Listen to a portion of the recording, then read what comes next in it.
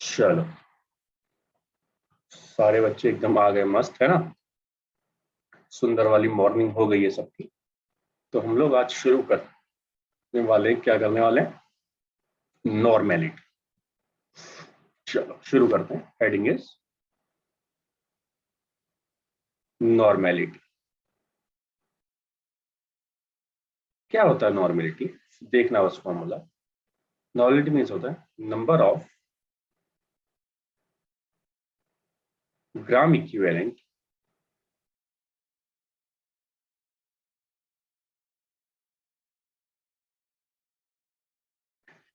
Of solute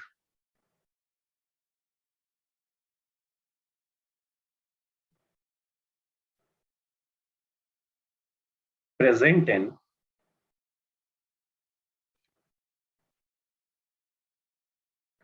per liter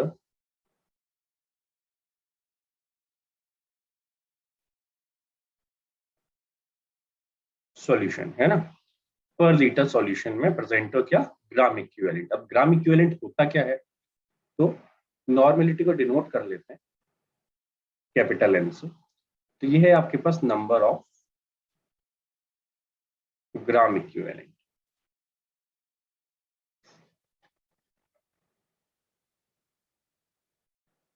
divided by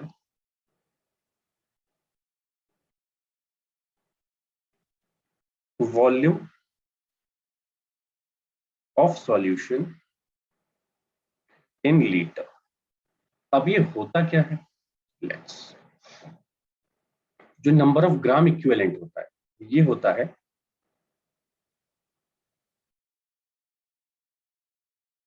weight in ग्राम, ठीक है, of solute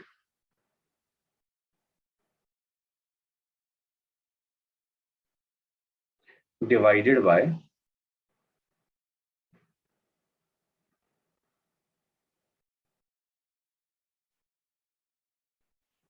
equivalent weight divided by equivalent weight of solute, और divided by नीचे वाला same का same है, वैसा का वैसा। क्या था नीचे? Volume of solution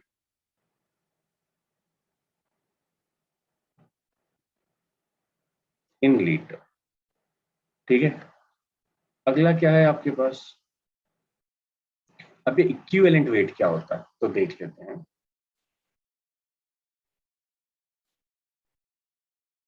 wait in gram of solute divided bye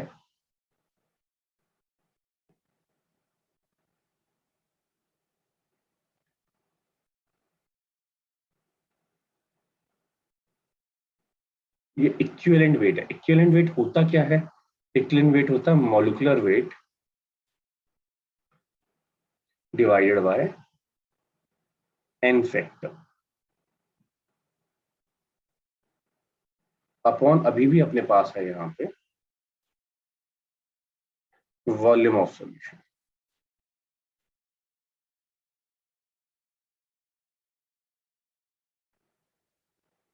ठीक, इसको अगर मैं सही से लिखूं, ये तो मैंने ओपन कर दिया जानबूझ के आपके सामने, है ना। अगर इसी चीज को मैं सही से लिखूं तो क्या आएगा मेरे पास? ये जो ये नीचे, इसके नीचे ये डिवाइड, इसके नीचे ये डिवाइड, है ना। तो ये क्या होगा? नीचे वाला उल्टा होके ऊपर चला जाता है। तो आपके पास बचता है यहाँ पे एग्जैक्ट फॉर्मूला जो आता है, वो आता है आपके पास, क्या आता है आपके पास, है ना। इसी चीज को क्या है, अगर आएगा अपने पास तो आपके पास आएगा weight of solute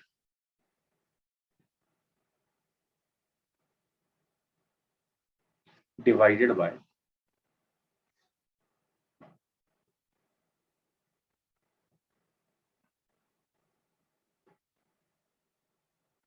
molecular weight of solute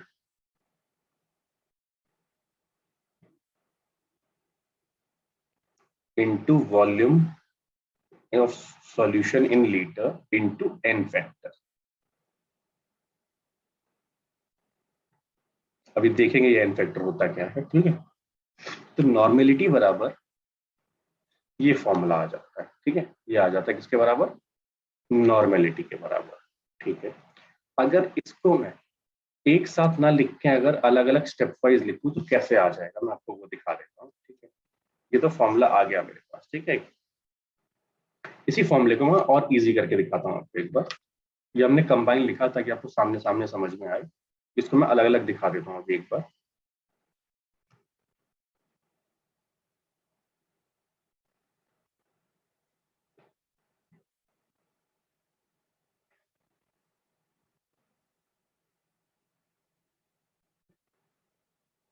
देखो क्या है अपने पास, नॉर्मेलिटी मैंने आपसे बोला था, नॉर्मेलिटी इज इक्वल टू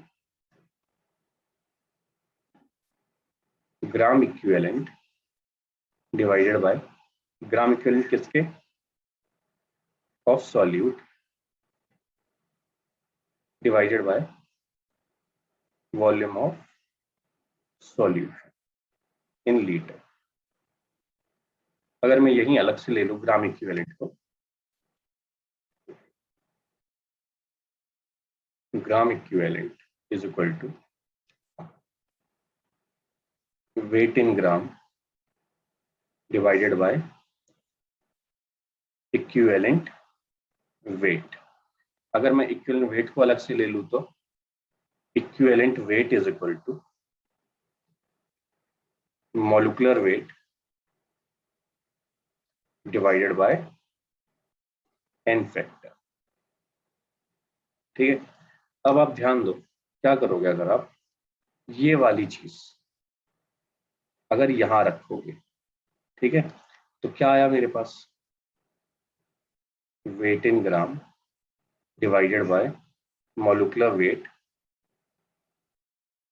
है ना, सॉरी एक मिनट बस,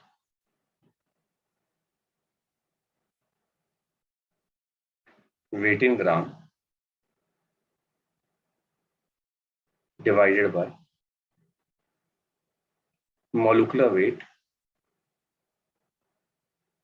एन फैक्टर नीचे की जगह ऊपर मल्टीप्लाई हो जाएगा एन फैक्टर। अब आप क्या करोगे, ये वाली वैल्यू यहां रखोगे।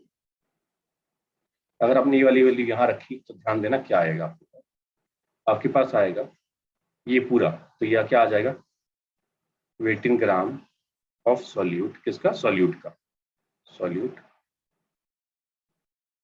ठीक है, इनटू एन फैक्टर, ठीक है, इज डिवाइडेड बाय, ये क्या है, molecular wait, is molecular weight, ये नीचे साथ में क्या, अब ये क्या आ जाएगा, volume of solution in litre. ठीक है, एक चीज ध्यान दो, अगर ये सेम ही चीज है दोनों फॉर्मूले जो मैंने ड्राइव किए अलग अलग करके, ठीक है, ये एक ही चीज है। अगर आप थोड़ा सा ध्यान दो, क्या ध्यान देना है अपने को, अगर आपसे बोला जाए थोड़ा सा ध्यान दो तो ये क्या है,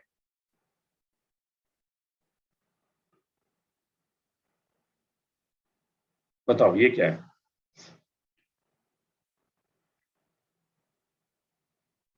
यस, मोलैरिटी, ये क्या है, मोलैरिटी। तो हम लोग फर्दर क्या लिख सकते हैं, normality is equal to molarity into N factor. तो ये आ गया अपने पास शॉर्टकट फॉर्मूला डायरेक्ट, कि आपको मोलैरिटी पता ही है, बस एन फैक्टर जानना है अब आपको, और कुछ भी नहीं जानना। क्लियर है सबको। फाइनली अपने को क्या पता चला कि sir normality is equal to क्या हो गया, normality is equal to W B divided by M B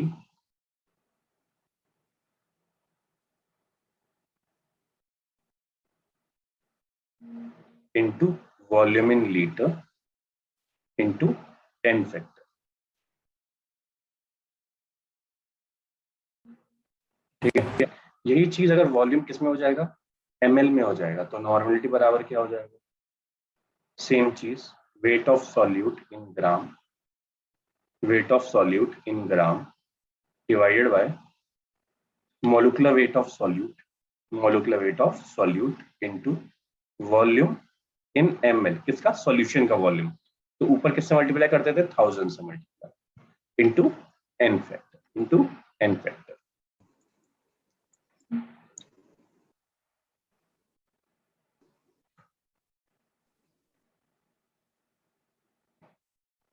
into n factor. Clear है? तो ये आ गया अपने पास, वही फॉर्मूला मैंने दोबारा लिख दिया बस। ठीक है, अब अपने को क्या जानना है यहाँ पे कि n फैक्टर होता क्या है। n फैक्टर होता क्या है, इसके अलावा मैं मेंशन कर देता हूँ हर एक चीज क्या है।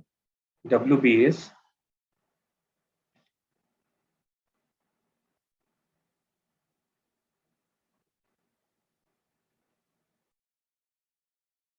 weight of solute, MB is molecular weight of solute, V is volume of solution, n factor का मीन्स होता है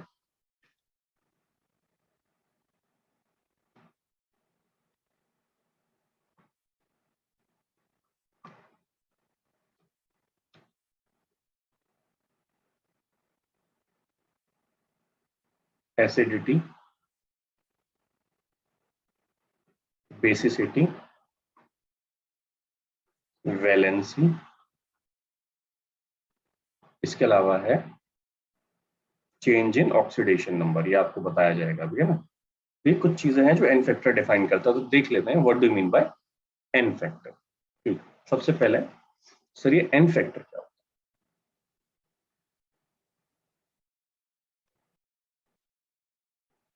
तो देखो, सबसे पहले हम लोग देख रहे हैं किसके रिस्पेक्ट में, एसिडिटी। ठीक है, एसिडिटी होती है for base,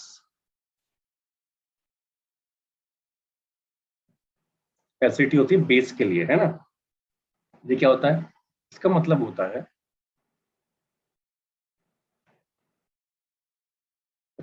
substance gives number of OH minus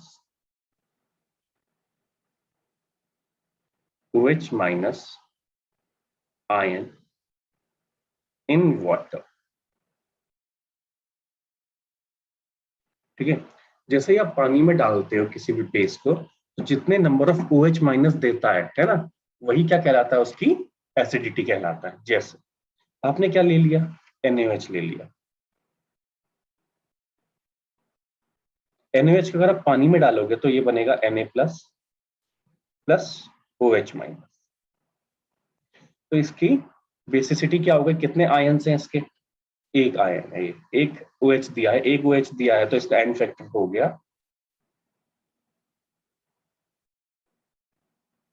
1। क्या हो गया इसका एन फैक्टर, 1, है ना। यहां पे लिख सकते हो आप, साइड में लिख देता हूं मैं, चेंज इन ऑक्सीडेशन नंबर।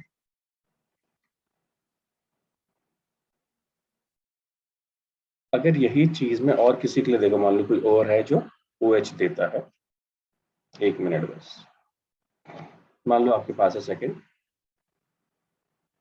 कि सर CaOH का होल ट्वाइस। अगर ये ब्रेक होगा तो सर किसमें ब्रेक होगा, तो ये ब्रेक होगा Ca2 plus plus 2 OH minus. इसके लिए एन फैक्टर कितना हो गया, 2। तो इसके लिए क्या लिख दोगे, N factor is equal to 2।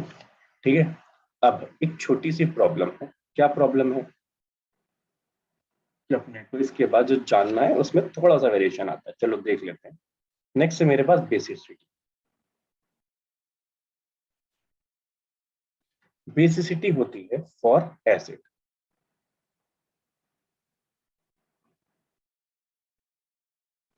मतलब क्या है इसका, number of H plus ion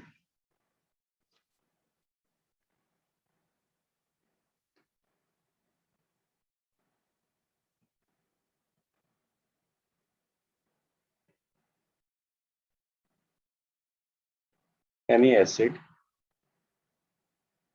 gives number of H plus ion in water is known as its N factor। कि वो पानी में डालने पे कितने H प्लस आयन देता है। अब मान लो आपने सबसे पहला क्या ले लिया, सबसे पहले आपने बोला अपने पास है H2SO4। H2SO4 को आप पानी में डालते ये देता है 2H प्लस SO4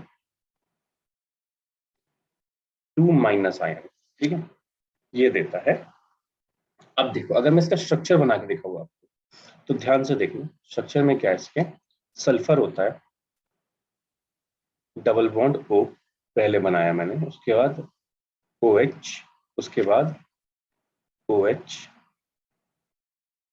उसके बाद क्या है आपके पास डबल बॉन्ड O।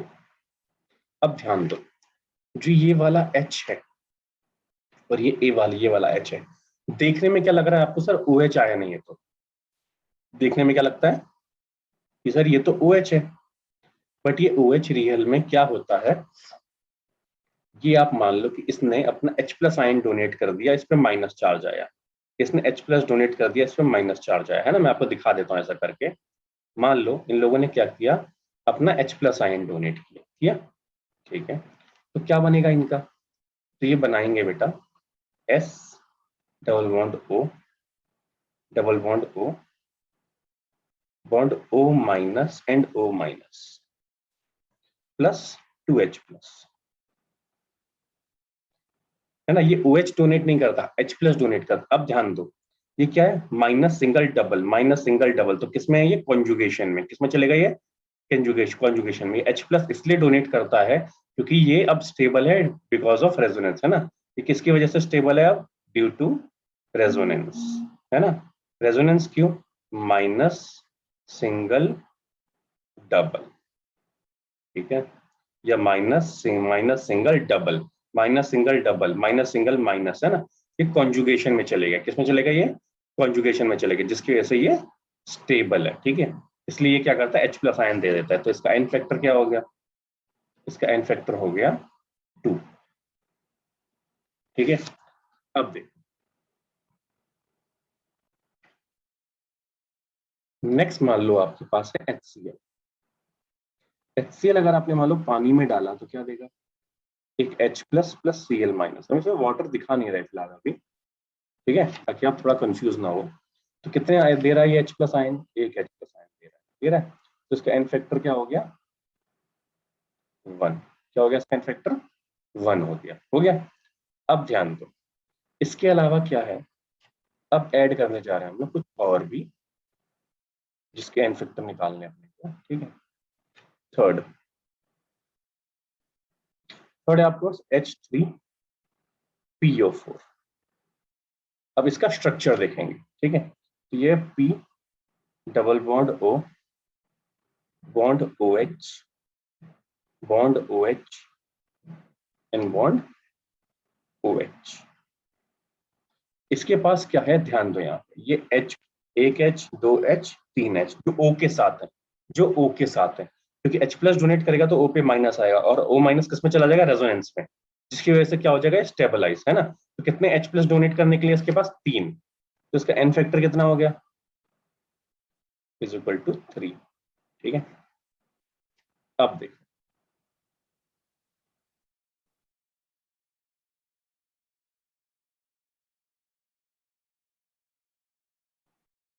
अब आपके पास क्या है, फोर्थ इज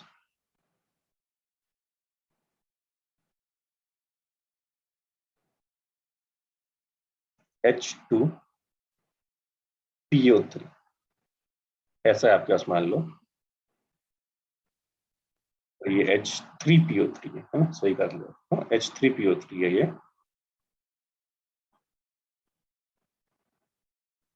ठीक। देखो अब क्या आपने इसको बनाया, है ना, इसका अगर स्ट्रक्चर बना लेते तो मेरे पास क्या आएगा, फास्फोरस, सबसे पहले डबल बॉन्ड हो, है ना, ऑक्सी एसिड्स में हमेशा यही करते हैं, सबसे पहले डबल बॉन्ड हो। इसके अलावा आपने क्या बनाया इसके बाद, OH, ठीक है, OH एंड H। अब ध्यान दो यहाँ O के साथ वाले कितने H है, O के साथ वाला क्या है, एक, ये दो, ये नहीं है, डायरेक्ट अटैच है, ये तोड़ नहीं सकते बॉन्ड आप, ये टूट रहा है क्योंकि रेजोनेंस की वजह से स्टेबलाइज हो रहा है O, है ना। तो इसमें N फैक्टर क्या आ जाता है, सिर्फ 2 आ जाता है। क्लियर है। देखो मान लो मेरे पास क्या आया गया, मेरे पास है H3, H3PO2, है ना, ले लेते हैं H3PO2 ले लेते हैं, H3PO2। अब बनाना कैसे ये ध्यान रखो बहुत, H3PO2। सबसे पहले क्या करो, फास्फोरस है, इनको बोलते हैं ऑक्सी एसिड्स, क्या बोलते हैं इनको, ऑक्सी एसिड्स, ठीक है। सबसे पहले आप फास्फोरस बनाओ जो सेंट्रल एटम है, क्लियर है। तो आपने फास्फोरस बनाया, उसके बाद डबल बॉन्ड O बनाओ हमेशा, ठीक है। अब क्या करना है आपको, OH तब तक लिखना है जब तक या तो H खत्म ना हो जाए या तो O खत्म ना हो जाए, ठीक है। तो तब तक OH लिखना है डबल, इसके बाद क्या लिखा मैंने, OH। देखो O खत्म हो गया, O खत्म हो गया, H कितना बॉन्ड बनाता है, सिंगल, तो H सिंगल बॉन्ड, इसका कितना है, एक और H सिंगल बॉन्ड, ठीक है। ये खत्म हो गया आपके पास। अब देखो OH वाला कितना H है, एक, तो इसका N फैक्टर कितना हो गया, 1, N फैक्टर इसका क्या हो गया, 1 हो गया, हो गया। अब एक और चीज देखो, ये हमेशा ऐसे ही बनाओगे ना, आपको अपने आप समझ में आ जाएगा, कभी कंफ्यूजन नहीं होगा कैसे ड्रॉ करना है। इसको बोलते हैं हाइपोफॉस्फोरस एसिड, हाइपोफॉस्फोरस एसिड। इससे पहले वाले को बोलते हैं फॉस्फोरस एसिड। इससे पहले है आपके पास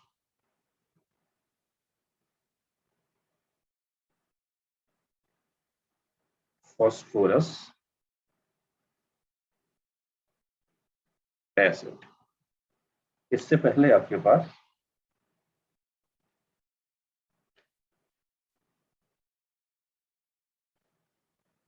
हाइपोफॉस्फोरिक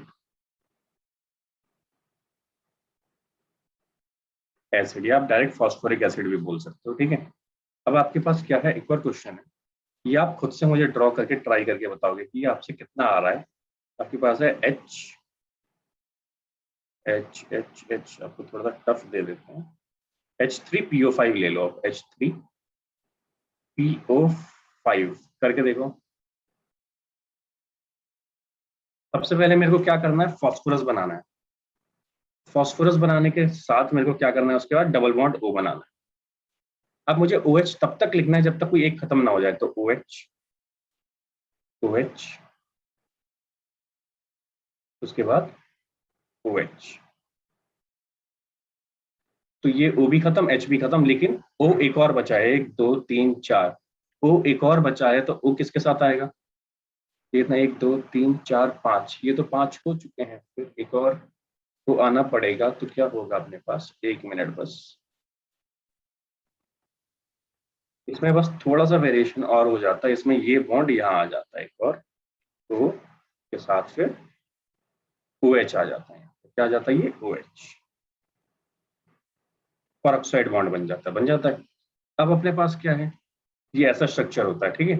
ऐसा स्ट्रक्चर है, तो इसमें अगर H+ डोनेट करेगा तो रेजोनेंस का स्टेबलाइज तो हो नहीं रहा, माइनस सिंगल कुछ भी नहीं है ना, हो सकता है माइनस सिंगल लोन पेयर, तो स्टेबलाइज हो सकता है, इसके बीच में डबल बॉन्ड आ सकता है ना। तो एक बार देख लेते, श्योर है ना, जहां तक होना तो चाहिए कि ये माइनस प्लस ये, और तो इसका क्या हो जाएगा, ये एक और ये जो रेजोनेंस में जा रहा है उस वो क्या है, माइनस होगा, माइनस सिंगल लोन पेयर है, तो स्टेबलाइज नहीं होगा, ये स्टेबलाइज हो जाएगा ड्यू टू रेजोनेंस, तो इसका एन फैक्टर इक्वल टू हो गया 2, ठीक है। अब देखो ये है अपने पास, अपने को बस इसमें एक चीज समझ में आई कि अपने को स्ट्रक्चर जानने पड़ते हैं, क्या जानना पड़ता है कि एग्जैक्टली स्ट्रक्चर कैसा है, स्ट्रक्चर से ही पता चलेगा आपको एन फैक्टर कितना है किसी भी चीज का। क्लियर है, कोई डाउट यहाँ पे। आपसे जनरली पूछेगा, या तो पूछेगा बेटा H3PO4, या पूछेगा आपसे सेकेंडली H3 PO3, ये आपसे पूछेगा H3PO2 का, ठीक है।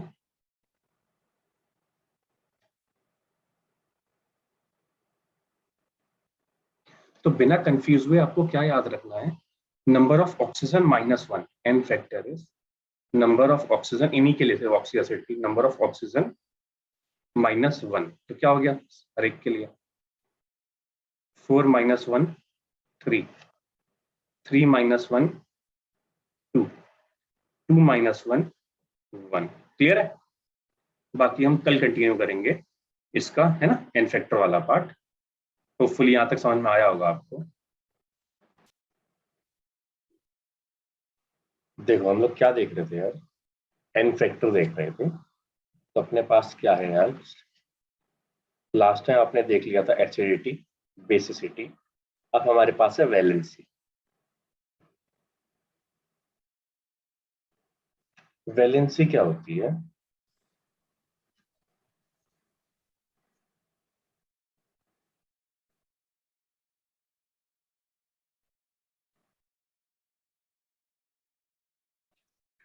किसी पे मान लो चार्ज है कोई, जैसे आपका CO3 2-, ठीक है। तो ये जो 2 चार्ज है वो क्या हो गया, एन फैक्टर। एन फैक्टर कितना हो गया, 2 हो गया, इसके लिए हो गया। नेक्स्ट अगर मान लो आपके पास है सेकंड,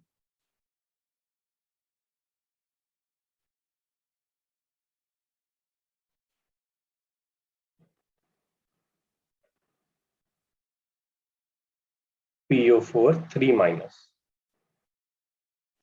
तो यहाँ पे क्या हो जाएगा, एन फैक्टर इज 3। जो यहाँ पे चार्ज होगा उसी को हम लोग क्या बोल देते हैं, एन फैक्टर, ठीक है। तो ये था वैलेंसी, क्या था ये, वैलेंसी। अगला है आपके पास एन फैक्टर निकालने का तरीका है चेंज इन ऑक्सीडेशन नंबर। पहले ये जानना है आपको ऑक्सीडेशन नंबर होता क्या है, ठीक है, what is the meaning of oxidation number, ठीक है। अब देखो क्या है आपके पास, मान लो आपके पास है MnO4-, ये कन्वर्ट हुआ Mn2+, ठीक है। अब ध्यान दो यहाँ पे, आपको इसका देखना है ऑक्सीडेशन नंबर, इस एक का होता है ऑक्सीडेशन नंबर, है ना। अब देखो ऑक्सीडेशन नंबर के हिसाब से क्या है, आपको मुझे बताना है ऑक्सीजन पे अगर मैं बोलूं तो नॉर्मली कितना चार्ज होता है, कोई बताएगा मेरे को कि ऑक्सीजन पे कितना चार्ज होता है नॉर्मली, +1 +2 +3 -1 -2, कोई बताएगा ऑक्सीजन पे कितना चार्ज होता है,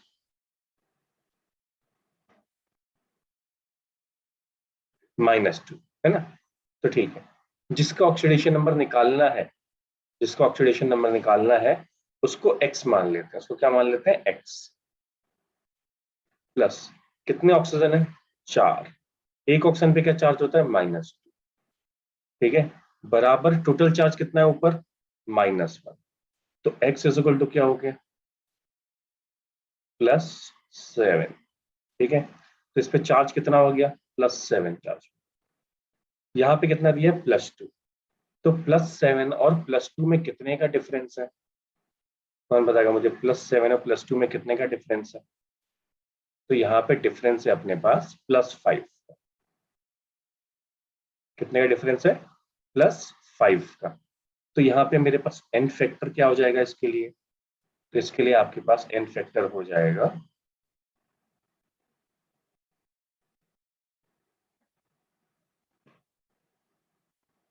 5, ठीक है। ऐसे ही क्या करेंगे हम, एक और को करके देखते हैं, चेंज इन ऑक्सीडेशन नंबर वाला।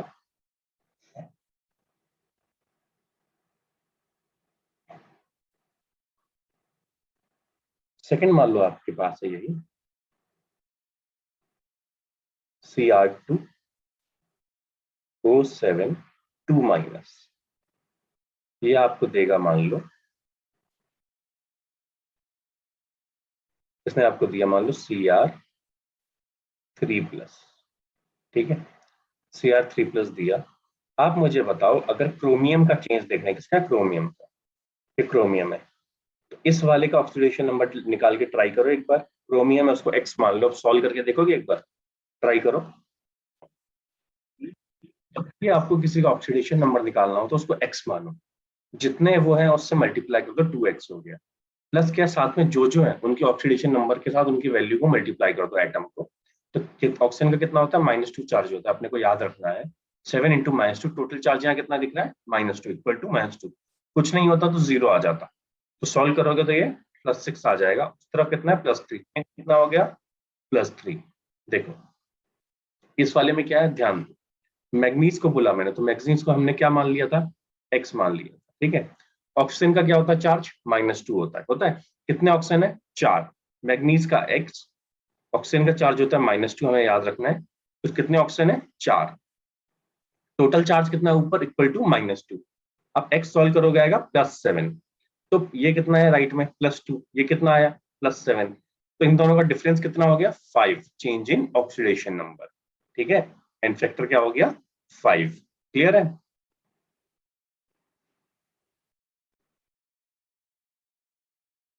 क्वेश्चन है आपके पास, determine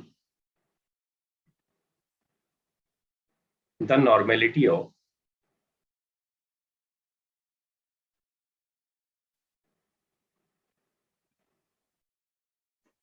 196 gram of sulfuric acid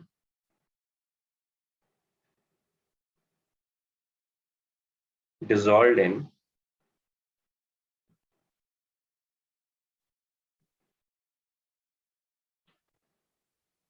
500 ml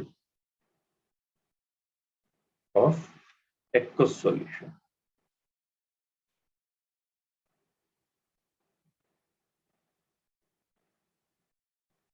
बताओ answer.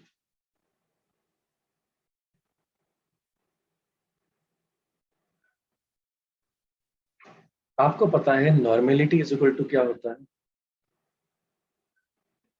Molarity into N factor. तो ये आप 2 मिनट में सॉल्व कर सकते हो।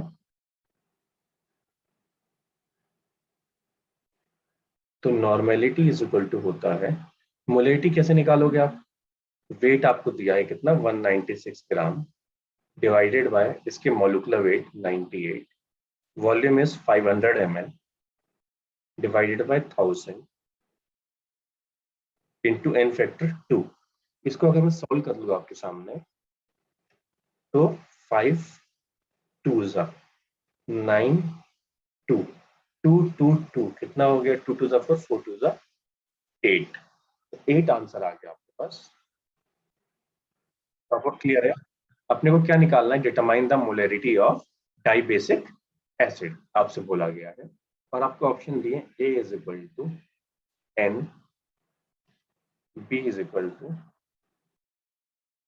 N/2, C is equal to 2N and D is equal to none. चलो बताओ आंसर क्या होगा आपका। देखो फॉर्मूला क्या होता है, मैंने क्या बोला आपसे, फॉर्मूला होता है आपका normality into molarity into N factor. तो अगर डाई बेसिक है तो एन फैक्टर क्या हो गया, 2 इंटू मोलैरिटी इंटू नॉर्मेलिटी। तो मोलैरिटी बराबर क्या हो जाएगा, n/2 आ जाएगा, आ जाएगा। अगर n/2 आ गया आपका मोलैरिटी डाई बेसिक के लिए, तो कौन सा ऑप्शन हो जाएगा आपके पास, बी ऑप्शन हो जाएगा। क्लियर है।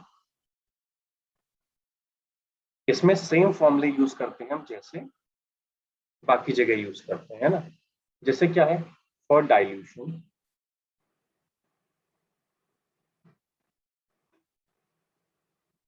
आप सेम तरीका यूज करोगे, N1V1 is equal to N final and V final. यहाँ पे वी फाइनल क्या है? वी फाइनल है V1 प्लस V2। V2 क्या है? जो आपने वाटर ऐड किया है, सेम चीज। ठीक है। इसके अलावा जैसे आपने मोलैरिटी में पढ़ा था, फॉर मिक्सचर एसिड बेस भी सेम यूज करना है, बट मैं एक नॉर्मल स्टैंडर्ड मिक्सचर के लिए बोल देता हूँ। तो for mixture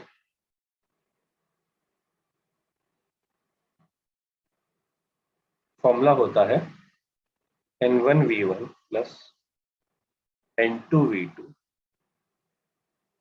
is equal to N final V final, है ना। यहीं पे V फाइनल क्या होता है? V1 plus V2। ठीक है। तो ये सिंपल सा है, सेम फॉर्मूले जो हम लोग मोलैरिटी में यूज करते थे। होपफुली ये क्लियर है सबको, इसका एसिड और बेस का केस। तो आपसे क्या बोला गया? मान लो H2SO4 प्लस आपके पास है NaOH, और ये मिलके बनाते हैं Na2SO4 प्लस H2। अगर मैं इसको बैलेंस करूं तो बैलेंस क्या आएगा? यहाँ पे 2 आ जाएगा, है ना। अब नॉर्मेलिटी बोल रहे हैं तो क्या होता है, देखो, इसके 1 मोल H2SO4 के लिए 2 मोल क्या चाहिए? NaOH चाहिए। ठीक है। अगर ये 1 होना चाहिए तो ये 2 होना चाहिए। लेकिन अगर मैं इनको इक्वलाइज में लिखूंगा तो कैसे लिखूंगा? तो मैं लिखूंगा number of gram equivalent of H2SO4 into 2 is equal to number of gram equivalent of NaOH। इतना समझ में आया आपको? आपको गिवन है इसका जो नॉर्मेलिटी है वो है 1 नॉर्मल n इंटू 25 ml, और ये अगला आपको नॉर्मेलिटी नहीं पता दूसरे वाले की। ठीक है। चलो ये हटा देते हैं, इसकी मान लो जगह लेके लिख लेते हैं। इसकी नॉर्मेलिटी है 1 नॉर्मल इंटू 25 ml। ठीक है। इसका क्या है? नॉर्मेलिटी नहीं पता, लेकिन मुझे वॉल्यूम पता है 50 ml। तो पूछ रहा है आपसे कि इसकी नॉर्मेलिटी कितनी होनी चाहिए। तो क्या करेंगे? चुपचाप फॉर्मूले में वैल्यूज रख देंगे। तो N1V1 इंटू N2V2। ठीक है। तो मैंने क्या आ गया यहाँ पे? N1V1 करोगे तो आपके पास 1 इंटू क्या है आपके पास? 25। इसको हमेशा ml में कर लेना, दोनों साइड सेम है तो कोई इशू नहीं है, but still litre, sorry ml नहीं, लीटर में कर लेना, है ना। लीटर में करोगे तो क्या हो जाएगा? 0.025। उसके अलावा क्या? इंटू 2 इज इक्वल टू क्या है? n into 0.05। ठीक है। तो n बराबर कितना आ जाएगा? ये 2, मतलब n की वैल्यू क्या आ गई? 1। कोई डाउट यहाँ पे?